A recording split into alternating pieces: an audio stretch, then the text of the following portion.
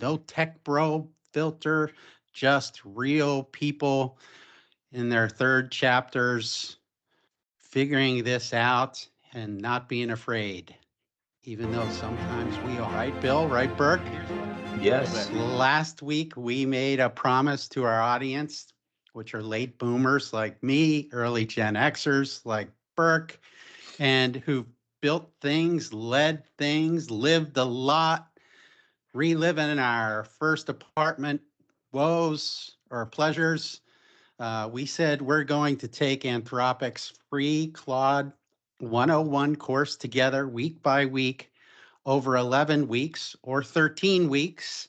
The course says it, some places it says 13, some places it says 11.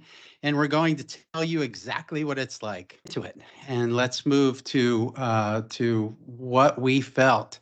So let's go, Bill and Burke. Before we go into today's content, let's do a 30-second gut check. Since last week's intro episode, has either of you actually touched Claude? Let's be honest. I have, and surprisingly, I didn't unleash the apocalypse. So I feel I actually took the first course, and yeah, I passed the test and everything. So I'm like raring to go. Burke? I also went through all of the classes in class 1, and I passed the test. I didn't know there was going to be a test, so that I went through the agenda, the syllabus, and I thought, okay, I'll listen to them all, and I did. And then it said, "Oh, get your certification." I was like, "Cool, get my certification." Test. I got a little. Well, that's panicky. what it's all about. Did you get 100%? I got a little panicky. I did not get 100%. I got 80%. I got 80, 8 out of 10. Which one did you get wrong? Like 2 and 3. So I knew those ones. 3 was the data one, right? Yes. Yeah, I got that one wrong. That's the one I got wrong. Well, I knew I was guessing on those. Most times I take a test like that, I'm pretty confident when I answer. I'm like, okay, moving on. And Brian, for our jobs, and Bill, probably you too, but certainly Brian and I have a lot of compliance in our jobs. So we're required to do a lot of testing. And I can sense when I'm going to pass and when I'm going to fail. And the interesting thing is it didn't tell you what it took to pass either. No. So it didn't. Some of our compliance at work, it says you get 100 or you fail, and you got to keep doing it over and over again. This one just said take the test. So I don't know what passing was, but I got an 80%. And it was a good way to end my Friday because I did it late yesterday. Bill? Yeah, I did the stupid thing that I was always told not to do, and I took the test and I thought I've completely bombed this. So I went back and read it, and I changed one answer. And so because I changed that one answer, I got 90% because I was like, because I was the same way, Burke. I didn't know there was going to be a test. So I was listening to it, but I wasn't taking notes or anything like that. And then the one question that I got wrong, I actually had gotten right, but I changed it. So I failed my own advice. I'm curious, which one?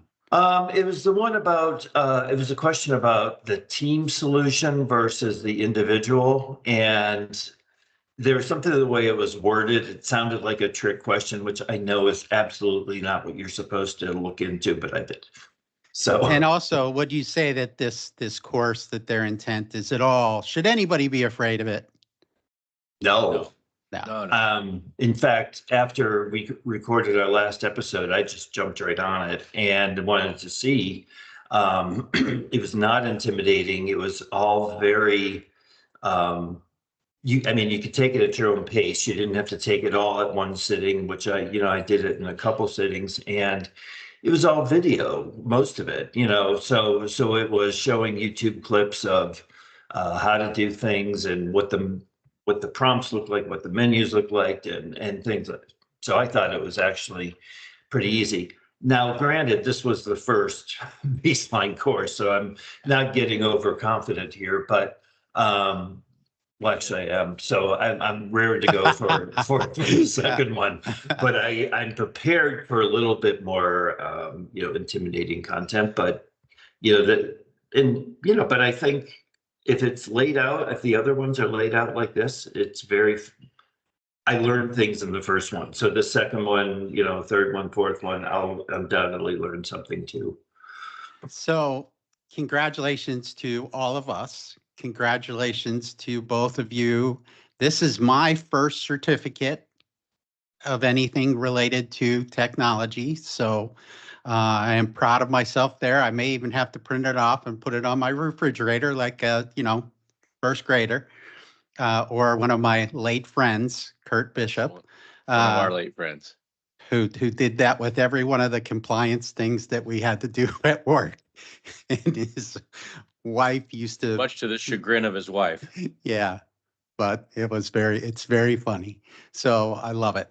And I think of him when I think of certificates. But so here's why we're doing this, by the way, to the audience, is we talked last week about Jordi Visser, former Wall Street CIO, 30 plus years in finance, now one of the most compelling voices in AI, and what it means for regular people.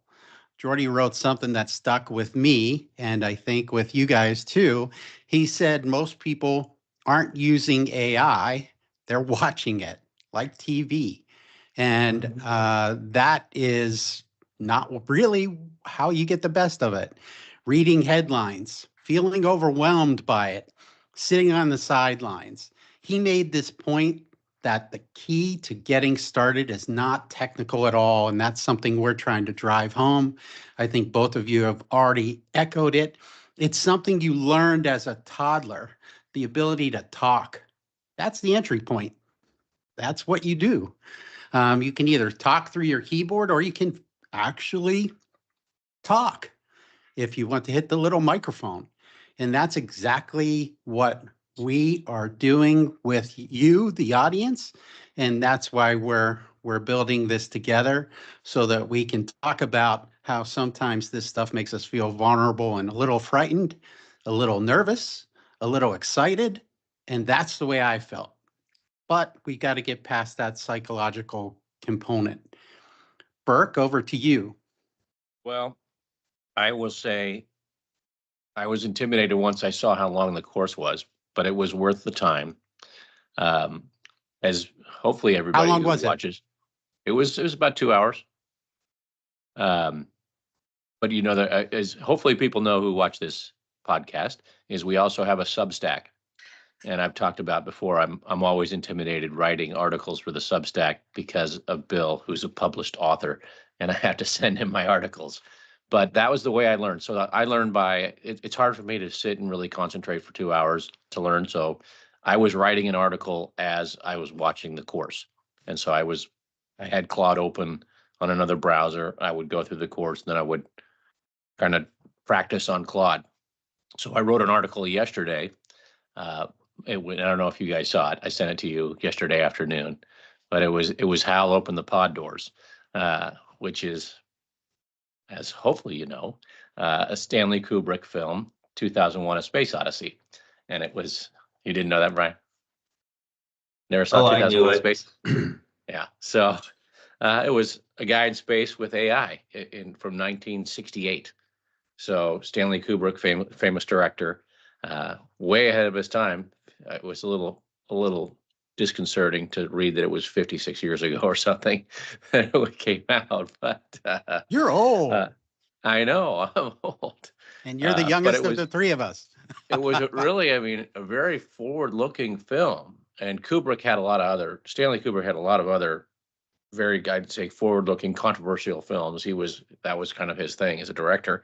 But it was a guy in space with artificial intelligence in 1968, and kind of the mission of how the computer. My point is, I used writing the article to practice on Claude, and I found it versus ChatGPT, which I'd say I'm okay at. I'm not going to go to the word proficient. Brian, you've helped me a lot with ChatGPT, but it very different experience. I won't say that. It was kind of the similar process, but the output was much different from Claude, and the way it structured the article. And I wish I could say I structured it that way. I didn't. Claude did it, and I just kind of kept giving it prompts, I kind of kept iterating, as the word they like to use. But I'd say, kind of, no, I do this, or I like to have a little more humor. Let's before you tell the whole story, let's break it up into little pieces. Okay. So let's pull back the curtain on what Claude 101 actually is, because that's what we're here for. It's a free course, something we want to emphasize to everybody, completely free on Anthropic's learning platform, which is called SkillJar. SkillJar.com. No paid subscription needed. You just simply sign up with an email and you're in. And when you finish, you get an official certificate, which we just talked about, that is awesome. Also, get your children to do it, because those certificates are valuable to your resume and to job hunting, etc. The curriculum breaks it down into a few big buckets. I want to walk you both through it because I think it changes how you think about what we're doing over this next 11 weeks. So first off, it starts with the basics. Meet Claude. What is it? How do you have your first real conversation with Claude? That sounds simple, but to some of the audience, it might actually be their first time interacting with AI, correct? So there's actually a lesson here called Getting Better Results, which is already more than what most people know when it comes to AI. Then it moves to something that somewhat surprised me. It's not just a chat box. There's a whole section on Claude desktop app, which is called Co-work and Claude Code, 3 different modes. And when I saw those 3 different aspects and how they all work differently, that was quite eye-opening to me. So, did Burke in that, and we're going to walk through it bit by bit, but in that, did you, were you surprised by that? Was it different than your favorite ChatGPT? I was better prepared. So when I started with ChatGPT, as you know, Ryan, because you were teaching me, I didn't really get it. So having the course there and seeing kind of the steps that first Claude 101, I was better prepared to start. So instead of just typing some random stuff in there, I said, "Hi, Claude, I'm Burke," and I introduced myself, and then I gave it a little bit of background on my personality from my perception. And so we started on a good foot. That was what was good about the class, is it kind of gave me a map to start in the right foot. And when do I start new chats, and how do I organize it? I was just fascinated by, and a little bit scared, to tell you the truth, about all the stuff I can access, making a folder for Claude in my computer. Well, that was a different idea for me, but it was. But I think I've started on a better foot, is the answer. Yeah, but you got to embrace it, because then it talks about who can see it and who can't. The course goes deep into those projects. Projects are and it gives things names. And sometimes that's where some of us get caught up with, oh, I don't know what that is. Well, take your time, replay it, self-paced. Projects are for organizing your work. Artifacts are for creating skills. Or artifacts are for creating things. Sorry. Skills for customizing how Claude behaves. Skills, to me, looks awesome, and I can't wait to play with it, but it's a little bit intimidated because connecting it to your existing tools. Enterprising search, which is a research mode deep for deep dives, and it wraps with something that I think is really cool, is Claude in action by role, ROLE, meaning here's how it works for if you're in marketing, or if you're in sales, if you're a writer like Bill, here's how it works for you in building a business. That basically is the whole reason that we're here. Bill, what was your impression? We got a lot of information from Burke. What was your impression? It's funny because when Burke mentioned 2001 Space Odyssey, I think a lot of us, certainly me, have grown up with this idea of AI as being evil. It's always going to be the bad guy. I mean, even I'm not sure if your kids saw this movie called Wall-E, which is which is like a kid's version of 2001. Hang on, Bill. Hang on 1 second. Burke, have you seen it? Yeah. Oh, darn it. Usually the kid movies he hadn't seen. So Well, go ahead, it's an Bill. old kid. It's an old kid movie. So Yeah, when my It's kids an are old young, kid movie, Yeah, but go I, it's one of those good kid movies that the adults can watch too and enjoy it. But when I joked about unleashing the apocalypse or whatever I said, when I got in, I think that there's still that trepidation, like, is all of my data going to be compromised? Is it, and the more I use it, and Burke, I have not yet on the desktop actually gotten into speaking directly, but I do into my iPhone version of things. And, I'll throw plot lines. I think I mentioned this on the last call. I'll throw plot lines in and, say, does this sound like it's feasible? Was this accurate? Because the book I'm writing right now takes place in the 1980s. So, I'll say something like, what day was St. Patrick's Day in 1986 or whatever? And it comes right back to me. So I find it as a research tool. I have not yet really used it in terms of a stylistic kind of thing. But I'm getting there, and I'm not afraid. And I know a lot of writers and producers and screenwriters and actors and worried about how is this going to impact the creative world, and I certainly don't know, but I think using it as a tool is, again, it's one of those things where you can't stop. It's kind of like, it's like stopping the internet now. I mean, it's so embedded in our day-to-day life. It seems scary right now because we don't know it.